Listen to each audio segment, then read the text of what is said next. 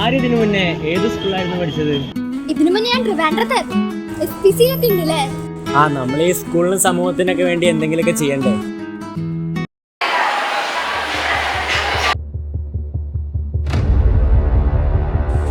ഒരു ബാൻഡേഡ് തരട്ടെ? എന്റെ കൈ വീണ്ടും മുറിഞ്ഞു. എനിക്കൊരു ബാൻഡേഡ് തരുമോ? ഇതുപോലെ കൊറേ മുറിവുകൾ പറ്റിയാണ്, കാണിച്ചു തരണം. ഇതിനും നല്ല സാധനം ഞാൻ വാങ്ങിത്തരാം, വാ.